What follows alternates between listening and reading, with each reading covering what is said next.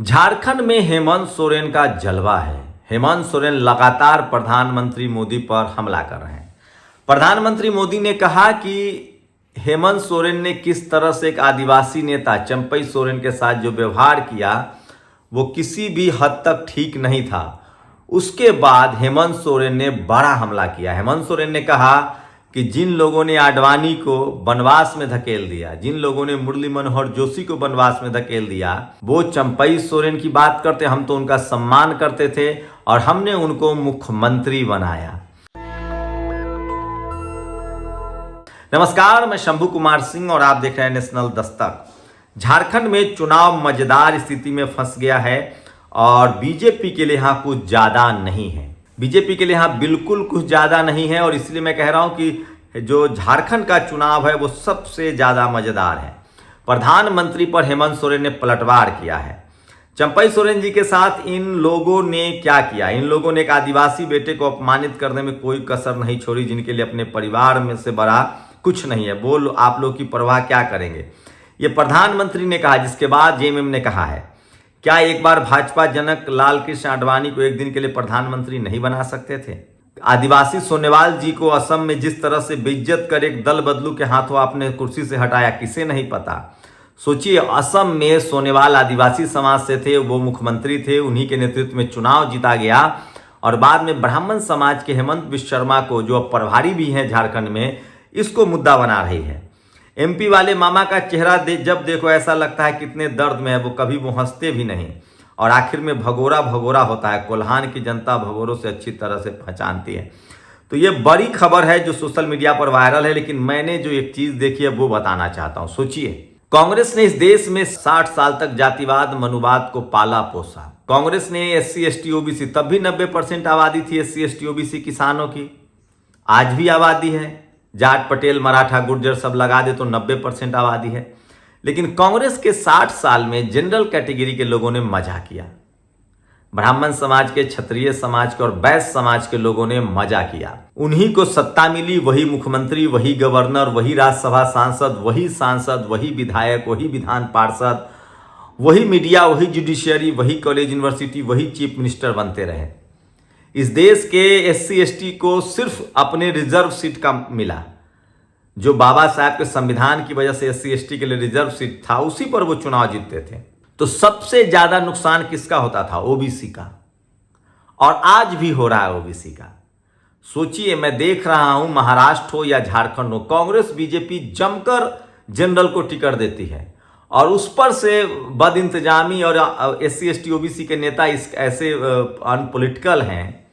सोचिए, बीजेपी एक भी मुस्लिम को टिकट नहीं देती है क्योंकि उसको लगता है कि मुस्लिम समाज वोट नहीं करेगा, लेकिन तमाम बहुजन दल जनरल को टिकट देते हैं जबकि उनको जनरल वोट नहीं करता। इस मामले में अखिलेश यादव ने अच्छा किया। इस बार 9 के 9 सीट उन्होंने SC ST OBC अल्पसंख्यक को दिया है, एक भी जनरल को यूपी में नहीं दिया है। इसका नतीजा भी आपको देखने को मिला। लेकिन बीजेपी कांग्रेस आज भी OBC का हिस्सा खा रही है और जमकर टिकट देती है जनरल को। और जनरल के लोग को वोट कौन देता है? 90% आबादी SC ST का OBC का है, तो उन्हीं के वोट से वो चुनाव जीतते हैं। मैं इसीलिए कह रहा हूं, इस देश के लोगों को समझना चाहिए। अमेरिका में चुनाव चल रहे, इस दौरान वहां पर जिन मुद्दों पर बात हो रही है उन पर भी बात करेंगे। तो एक एक करके तमाम बड़ी खबरें बताऊंगा। सोचिए, ये तस्वीरें बहुत वायरल हो रही है। मैं चेहरा ब्लर कर रहा हूं उस शख्स का जो मस्जिद पर चढ़ा हुआ है। बिहार के भागलपुर में मस्जिद पर चढ़कर भगवा लहराया गया, ये भी खबर है। और सोचिए, मेरिट की जो लोग दुहाई दे रहे थे, बिहार में टीचर की भर्ती शुरू हो रही है। SC 49%, EBS जो सवर्ण गरीब हैं 48%, ST भी 48%, ये मेरिट की बात करते थे। एक लड़का बाजार से नारे लगाते हुए आ रहा था, बटोगे तो कटोगे, हमें एक रहना है। घर आया तो लड़के के बाप ने कहा, पंडित होकर ऐसी हरकत कर रहे हो, अब जाओ मंदिर धो दो, फलाने का लड़का पानी लेने घुस गया था, डांट के भगाए हैं। ये मैं नहीं लिख रहा हूं, ये रणविजय सिंह ने ट्वीट किया। सोचिए, अमेरिका में जो चुनाव हो रहा है उसमें मुद्दा क्या है? गरीबी, टैक्स, लेबर राइट्स, हेल्थ। हमारे यहाँ चुनाव है मंगलसूत्र, मटन, मछली, भैंस। और सोशल मीडिया पर ये तमाम बड़ी खबरें हैं जो वायरल है। सोचिए, बिहार में शिक्षक का रिजल्ट आया है, unreserved 67, BC 61, EBC 59, SC 49, EBS 48। तो ये सबसे स्थिति है। और जेडीयू के मुस्लिम नेता आरएसएस की जड़ें मजबूत करने के लिए क्षेत्र में वोट मांग रहे हैं। सोचिए, तेजस्वी यादव ने बड़ा हमला किया है।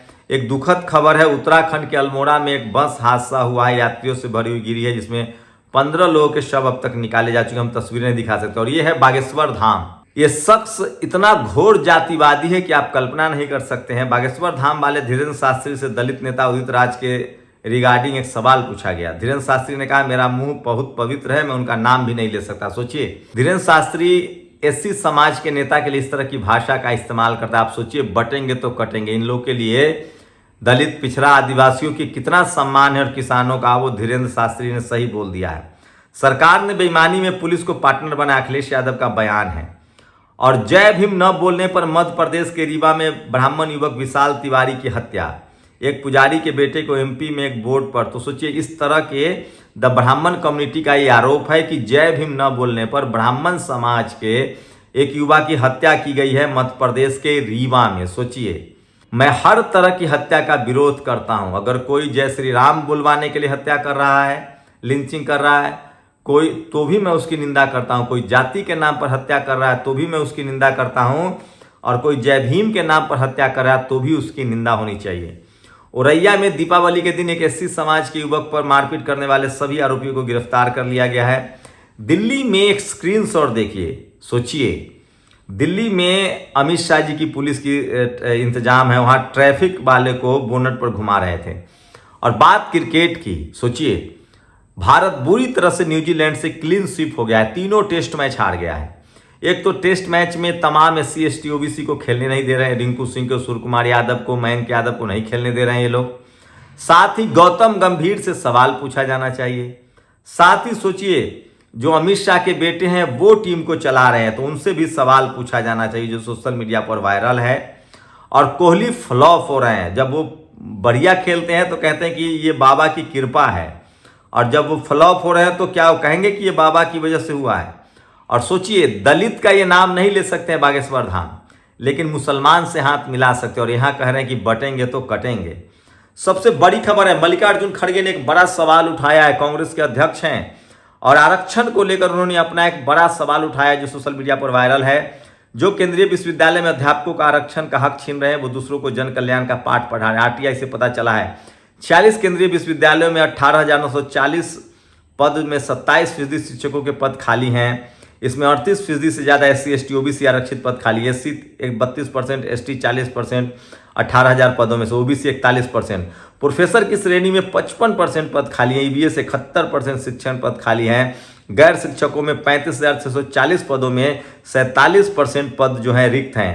जब SC ST OBC नहीं पढ़ता था तब नौकरियां थी, जब पढ़ने लगा तो कहा कि नॉट फाउंड एलिजिबल, और जब एलिजिबल हो गया तो कह रहे हैं नॉट फाउंड सुटेबल। चलिए, कम से कम खड़गे जी को तो याद आया।